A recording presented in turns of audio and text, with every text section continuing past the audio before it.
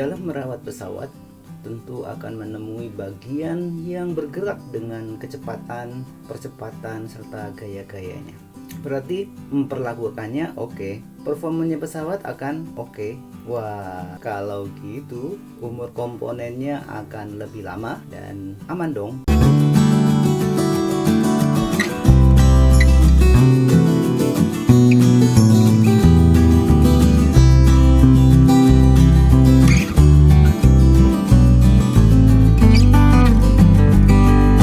Assalamualaikum warahmatullahi wabarakatuh. Perkenalkan, nama saya Amal Fat, lengkapnya Amal Fatullah. Selamat datang di channel ini. Buat yang pertama kali melihat video ini, mari bergabung dengan cara subscribe agar mendapatkan video-video terbaru dari kami, dan bunyikan loncengnya. Mari belajar bersama dengan cara komen, diskusi, like, and share, karena channel ini banyak berbagi tentang tutorial aviasi atau penerbangan. Tentunya dapat membantu untuk mengembangkan ilmu aviasi atau penerbangan.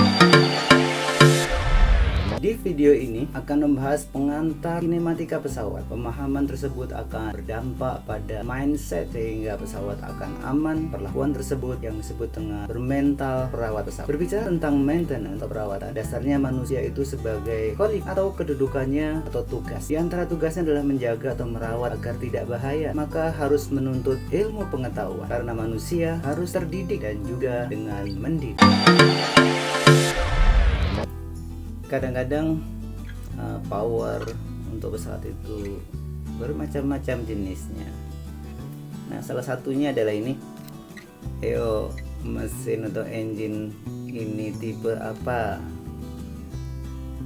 Tentunya radial engine. Kira-kira apakah masih dipakai di pesawat? Terdapat 3 bahasan. Yang pertama, pengertian kinematika pesawat. Yang kedua, contoh kinematika. Yang ketiga, sistem penyelesaian yang ditawarkan dan syarat kinematika. Baik, sebelum kita bahas, silakan subscribe, like, and share, serta komen dan diskusi agar mendapatkan notifikasi video-video baru dari kami. Kinematika ini adalah, dinamika ini adalah fisika. Tepatnya adalah cabang dari mekanika fisik. Berarti mekanika itu merupakan cabang kajian yang mengenai gerak benda. Sehingga kinematika bisa kita definisikan adalah ilmu yang mempelajari bagaimana gerak benda dapat terjadi tanpa memperdulikan penyebab terjadinya gerak tersebut. Ini contoh. Ini ada gambar apa nih? Misalnya kelapa ini jatuh. Nah, bagaimana kita memandang dari kinematika? Sehingga kita bisa baca ini. Contohnya adalah perhitungan kecepatan jatuh sebuah benda tanpa memperhitungkan perlambatan yang disebabkan oleh tekanan udara. Jadi berarti kita hanya mempelajari kecepatan dan percepatannya saja, jadi lintasan partikelnya saja yang kita baca. Nah, sehingga dinamika adalah ilmu yang mempelajari gerak dengan menganalisis seluruh penyebab yang disebabkan terjadinya gerak tersebut. Maka contohnya adalah sama-sama benda jatuh, berarti perhitungan jatuh sebuah benda yang memperhatikan perlambatan. Jadi ketika dia jatuh, perlambatannya itu diperhatikan atau diperhitungkan, yang disebabkan oleh tekanan udara sama lingkungannya, kayak pengaruh kecepatan. Maka dari 2 definisi dasar ini dapat kita pilih maksud belajar kinematika. Pertama adalah tinjauan karakteristik gerak mekanisme berdasarkan bentuk geometris mekanis secara. Yang kedua, analisis statis atau sifat dan besar gaya-gaya yang terjadi akibat gerak utama mekanis. Yang ketiga adalah analisa dinamika atau penentuan gaya-gaya inersia dan akibatnya terhadap keselamatan serta memenuhi persyaratan operasional sebuah mekanisme. Sehingga ada persyaratan sigma, gaya, dan sigma sama. Adapun tujuan belajar kinematika ini adalah siswa dapat menentukan atau kita dapat menentukan besaran kinematikanya, yakni posisi, kecepatan, percepatan, dan waktu pada permasalahan gerak suatu dimensi. Tujuan kinematika ini sesuai dengan maknanya adalah ilmu yang mempelajari gaya yang ditimbulkan oleh gerakan dari bagian-bagian mesin itu sendiri. Sehingga kalau kita breakdown, kinematika ini adalah, selain pendahuluan adalah konsep dasar kinematika dan dinamika. Yang kedua, yang berikutnya adalah diagram kinematis, mekanisme, derajat kebebasan, vektor, sifat gerakan, kemudian kecepatan dan penyelesaiannya secara totalitas, konsep dasarnya. Kemudian yang terakhir adalah percepatan dan penyelesaiannya secara tepat. Itu tengah semester. Berikutnya adalah dinamika. Berarti yang kita pelajari adalah karena dia adalah penyebabnya atau gaya yang ditimbulkannya. Dan yang kita pelajari adalah gaya statis dan statis grafis, gaya statis dalam mesin, gesekan gaya statis dalam mesin, gaya-gaya inersia, analisis dinamika, kemudian penentuan analitik percepatan dalam sebuah mekanisme ekolunsur, analisa roda gila, penyeimbang massa berputar, kemudian mesin-mesin penyeimbang massa bolak-balik dalam satu bidang, penyeimbang massa bolak-balik dalam beberapa getaran bidang, dan berikutnya getaran dalam poros, kemudian gyroskopik. Nah, kalau di S1 itu di mata kuliah getaran berikutnya ini ada dasar, akan di mata kuliah setelah ini adalah di S1 itu adalah masalah getaran. Ini akan, kalau di pesawat ini kan pernah belajar tentang instrumen gyro. Ini di sini dihitung. Bahasan kita yang kedua, contoh kinematika. Sebelum kita lanjutkan, silakan subscribe, like, and share untuk menggairahkan materi-materi dari kami. Contoh kinematika dan dinamika, engine dan sistem, control system, gear reduction system, movable light, aircraft performance. Nah, untuk di otomatis juga pada gedung-gedung misalnya automatic door, sistem pagar rumah, portal, pintu tol, pintu parkir, dan seterusnya. Yang penting memenuhi persyaratan kinematika. Pertama adalah engine 4 tak. Gerakan pertama adalah suction, kompres, kemudian peristiwa berikutnya adalah pengapian, kemudian terjadilah power, kemudian jadi exhaust. Seperti itu. Nah, berarti di sini bisa kita lihat dari sisi crankshaft, connecting rod dan pistonnya. Kemudian di sini ada cam lobe, kemudian tapered body, kemudian di sini adalah valve-nya, exhaust maupun intake. Sehingga untuk menggerakkannya butuh lobe, butuh shaft, butuh gear. Untuk menggerakkannya bagaimana? Semua bisa kita hitung dari kinematika dan karena adalah gerak, kecepatan serta gaya. Contoh berikutnya adalah engine 4 tak yang tipe V misalnya, 4 silinder, kemudian ada V inverted. Berarti di sini adalah firing ordernya masing-masing bisa kita perhitungkan sehingga terpenuhilah. Di sini ada masa counterweightnya. Jadi ilmu-ilmu di dinamika kita belajar. Begitu pula engine yang inline inverted, inline yang di atas, inverted berarti di bawah. Atau opposite. Pesawat di simulator TPU ini adalah kebanyakan opposite. Di sini ada sekaligus roda gilanya atau counterweightnya untuk membantu masa keseimbangan masa berputar. Berikutnya adalah engine 4 tak. Setelah 4 tak berarti ini 2 tak. Nah, 2 tak di pesawat nggak ada.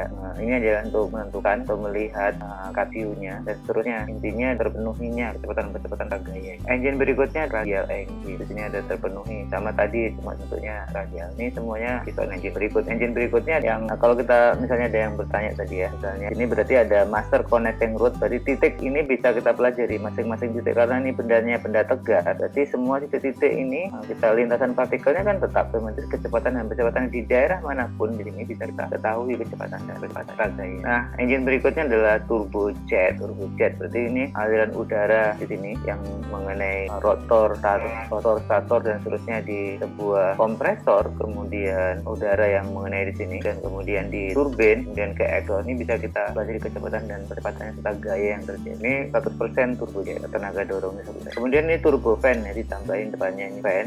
Hasil thrustnya 20% dari exhaustnya ini, kemudian 80% thrustnya dari fan-nya. Cara dekat tentang rotor, kemudian stator dan seterusnya, ini udara yang ke sini, kemudian dilewatkan ke sudut-sudut ini akan kecepatannya berapa, percepatannya berapa, kemudian mengakibatkan gaya atau gaya yang terjadi itu bagaimana. Secara gambarannya kira-kira seperti ini. Engine berikutnya adalah turboprop. Turboprop ini karena propeller berputar itu ada maksimum kecepatannya, otomatis di sini ada reduction gearnya berupa gearbox yang akan mengurangi kecepatan maksimumnya dari kemampuan propeller. Turboprop ini thrustnya dihasilkan dari propeller. Nah, berikutnya adalah untuk basic dari turbo shaft yang dipakai di helikopter misalnya. Ini untuk main rotor dari gearbox ini, kemudian ke belakang ke tail rotor, contohnya seperti ini. Main rotornya, tail rotornya, berarti menggunakan shaft, maka bahkan disebutnya turbosaf. Nah, semua bagian-bagian yang di sini bisa kita pelajari, terutama ini ada penyeimbang mata putarnya sekaligus. Itu juga sama bisa kita hitung dari kecepatan. Begitu pula di rotornya, begitu pula di pesawat helikopter, jenis helikopter berikutnya contohnya anti-shocknya itu berupa main rotor juga, contohnya pesawat Chinook. Ini juga seluruh bagiannya ini perbandingan giginya depan, belakang, dan seterusnya. Ini di sini ada perbandingannya, bisa kita lihat nanti. Nah, contoh berikutnya adalah pesawat Wing. Ini adalah kontrol utama, aileron, kontrol sistemnya sampai menggerakkan dengan kecepatan dan percepatan tetaganya bisa kita perhitung. Kalau misalnya kontrol kolom ini ke depan ke belakang berarti elevator, kalau kiri kanan berarti ini untuk aileron, kalau pedal berarti untuk menggerakkan roda. 3 gerakannya, gerakan rolling, gerakan yawing, gerakan pitching. Itu pula gambaran yang lain untuk menggambarkan kinematika ini, maka kita lihat gambar dasarnya, dasar nenek moyang kita dulu membuat itu. Ini kontrol utamanya. Kontrol utama yang pertama adalah aileron, rudder, kemudian elevator. Ini gambarkan yang menggunakan bisa kita analisis atau bisa kita desain secara kinematika. Dan contoh berikutnya pesawat besar, mechanical flight control yang utamanya dari mulai kontrol kolom, kemudian masuk ke sini, masuk ke kontrol sistemnya, flight control sistemnya. Nah, ini ada yang digerakkan mechanical, kemudian ada digerakkan electrical, bahkan menggunakan fly by wire. Nah, berarti pesawat ini belum tentu menggunakan ini, tapi kalau pesawat menggunakan ini pasti menggunakannya. Ini untuk backup system. Nah, ini bisa kita baca seluruh bagian sesuai dengan definisi kinematika dan dinamika. Ini contoh kalau kita pisah satu-satu, aileron control systemnya, bagiannya apa saja untuk mempermudah kita melihatnya. Jadi kontrol kolom ini kita gerakkan kiri kanan, maka dia naik turun. Begitu pula kontrol untuk elevator, berarti kontrol kolomnya kita majukan atau mundurkan. Kalau kita tarik ke belakang berarti ini naik ke turun. Ini melalui mekanisme apa saja. Begitu pula di rudder. Ini contoh elevatornya, salah satu tipe pesawat. Di sini ada crew check-nya. Nah, itu untuk menggerakkan ini dan seterusnya sehingga tergerak. Ini melalui apa saja bisa kita baca. Berikutnya ini misalnya untuk landing light, landing gear, door, stair, atau yang lainnya yang penuh itu menggunakan electrical. Jadi di sini ada sumber listrik, kemudian yang memerintahkan di sini switch up down, kemudian micro switch, kemudian ke motor reversible, kemudian ada pengeremnya dan light brake. Nah, kemudian ini ada reduction gear, kemudian dirubah menjadi putaran gerak maju mundur aktuator dan gerakan. Misalnya adalah contohnya landing gear. Misalnya landing gear berarti secara ini mekanismenya bagaimana, kemudian secara gerakannya dia powernya menggunakan hidrolik, misalnya hidrolik sistem atau pneumatik dan seterusnya. Begitu pada kontrol sistemnya untuk steering system. Jadi ini mechanical nanti menggerakkan menggerakkan aktuator, selektor valve akan memerintahkan kiri atau kanan untuk menggerakkan itu pesawat besar. Kalau pesawat kecil dia direct, di sini langsung ke sini tanpa menggunakan bantuan atau dibantu dengan pedal untuk rudder. Untuk bagian dari engine misalnya untuk valve ini digerakkan itu menggunakan rocker, ada tapered body, rocker arm, kemudian ada push rod, kemudian ada tapered bodinya, entah itu menggunakan roller atau menggunakan yang flat. Kemudian ada cam lobe, ini camnya, cam shaft. Nah, penggeraknya berarti dia sesuaikan dengan crankcase, camshaft, kemudian crankshaft, sesuaikan dengan crankshaft.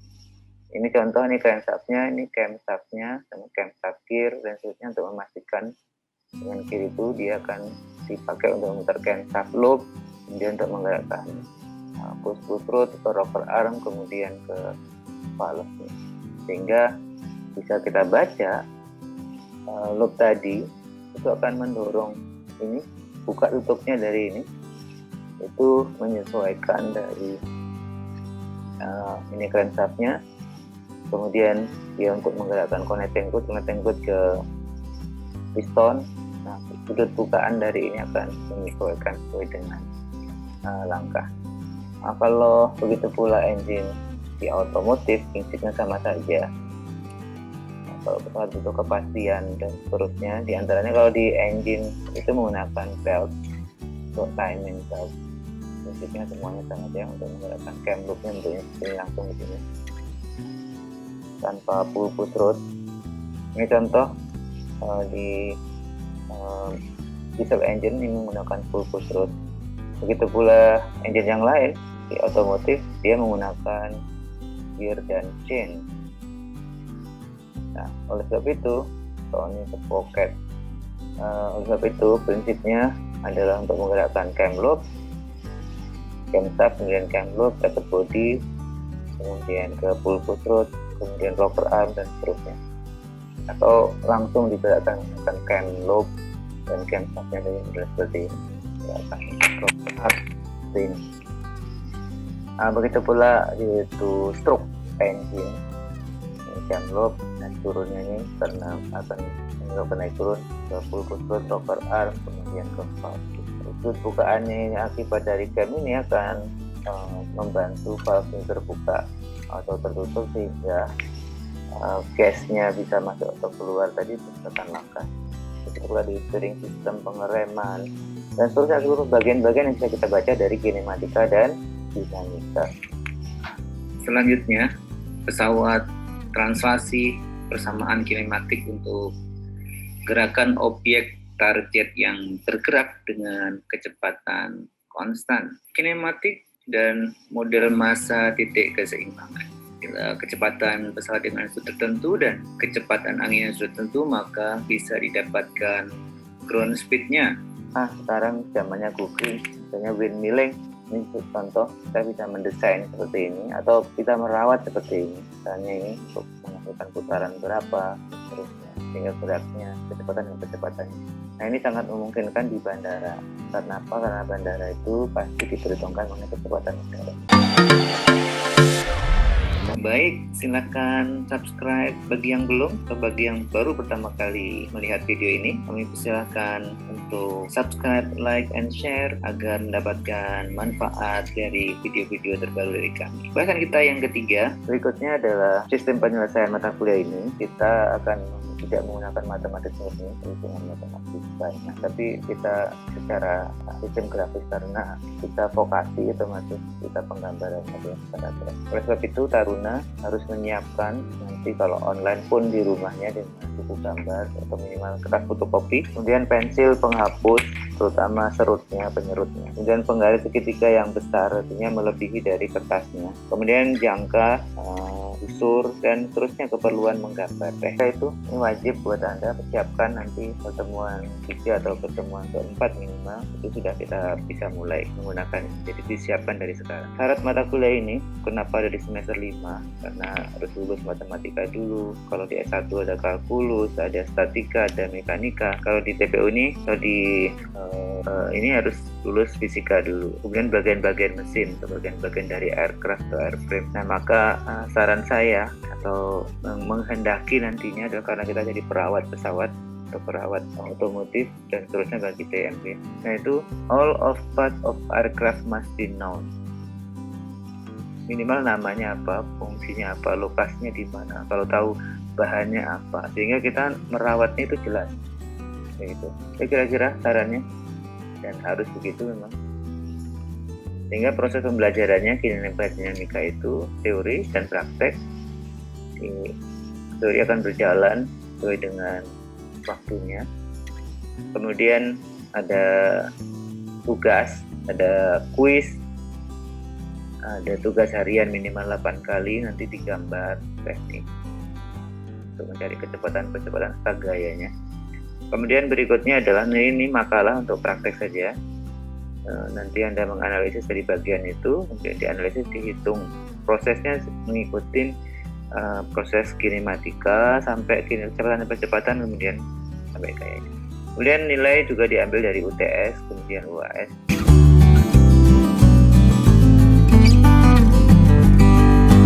Manfaat kita belajar kinematika adalah kita dapat mendesain suatu gerak, dapat memperkirakan terjadinya peristiwa gerak, model atau analogi fenomena gerak, kemudian memberi dasar bagaimana merawat sebuah mekanisme.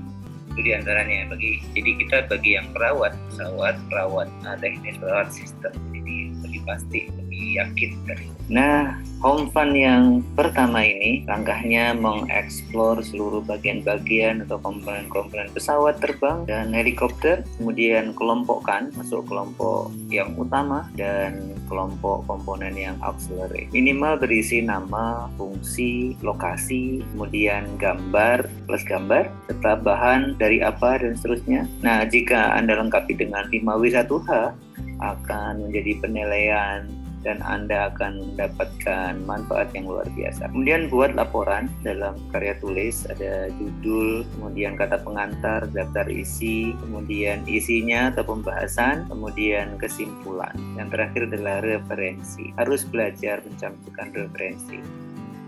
Sifatnya individu, diketik dan diupload di ruang upload, nanti lihat di Google Classroom. Referensi. Nah, ini contoh-contoh bukunya ada di toko buku Kinematika dan Indonesia Teknik Mesin, terus Martin, Holowenko, ini Ramses. Nah, kinematics yang lain, nah yang dari Macrel tadi nggak kita copy, nggak kita tambah di sini. Ini contoh yang lain banyak sekali untuk alat berat dan seterusnya. Referensi yang lainnya. See you at the next topics. Assalamualaikum warahmatullahi wabarakatuh.